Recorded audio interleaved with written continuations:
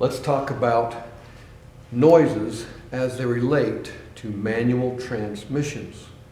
This is a 5-speed transmission, 4th, 3rd, 2nd, 1st, and 5th gear. Of course, these are all associated with reverse. Just review power flow. For example, if I select 1st gear, see the sleeve slides over and engages 1st gear, that's 2nd gear of course, 1st gear. Power comes in, the clutch shaft, input shaft, whichever you wish to call it, down to the counter shaft, over to that 1st gear of the counter shaft, up to the main shaft's 1st gear, and on out. Having reviewed that, let's talk about possible noises.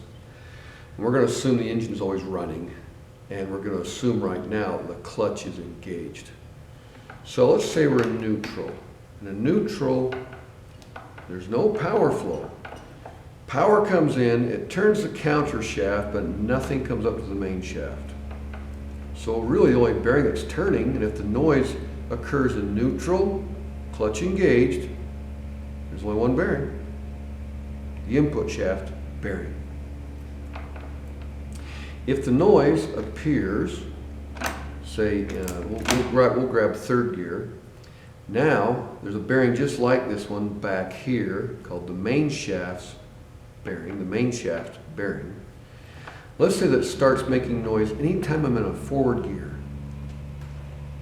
Anytime I'm in a forward gear. I'm not saying it couldn't be the input shaft bearing. But if it shows up in any forward gear, likelihood of a main output shaft bearing being the problem is also a possibility. Okay, now what about when we're in 4th gear? Let's say we have a noise that's in all of the forward gears except 4th gear. This is the one exception. 4th gear is locking the clutch or input shaft to the main shaft, and it bypasses the counter shaft. And as you've probably caught on by now, if the noise goes away in 4th, and we've got a bearing problem in either end of the counter shaft where the bearings are located. Inside, they can't see them. And like once again, if the noise is in any forward motion, then it probably going to be a main as well as an input. But only in neutral, I'm going to go with an input shaft bearing. If the noise goes away in 4th gear, makes it in all the other gears, we're going to go with a counter shaft bearing related noise. Okay. Here's one more. Let's say that the car, or there's a type of noise that's associated with where the car is moving still. But let's separate between is it a transmission type noise or is it a wheel bearing? So drive down the road, get the car up to 40 or 50 miles per hour, and then pop it into neutral. Okay? So really the wheels are still turning the transmission, but with no load on this bearing.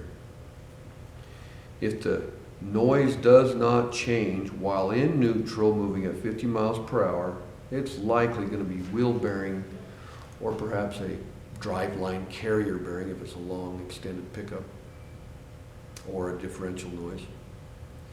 Whereas if the noise changes or goes away at 50 miles per hour in neutral, if the noise changes or goes away, it's probably an output shaft bearing.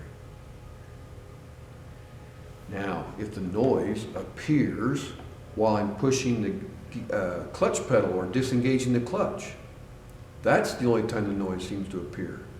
Then we're talking throwout bearing, maybe even a pilot bearing. And here's how you distinguish between those two noises. Let's say I'm just starting to push the pedal, and all the while I'm pushing the pedal, throwout bearing noise occurs. Or the bearing noise occurs. That's a throwout bearing. Let's say I have to push the pedal all the way down before the noise actually starts to show up. They were saying pilot bearing, because the shaft and the flywheel are moving together until I disengage the clutch, and then this shaft slows down to a stop while the flywheel is still moving. And so the bearing is in action. But as soon as I let the clutch engage, in other words, I tie the input shaft to the flywheel via the clutch. Then the manual shaft, or input shaft, sorry, and the flywheel are rotating together, and the little bearing here doesn't even work. I hope that summarizes and makes it a little more clear the possible noises associated with manual transmissions.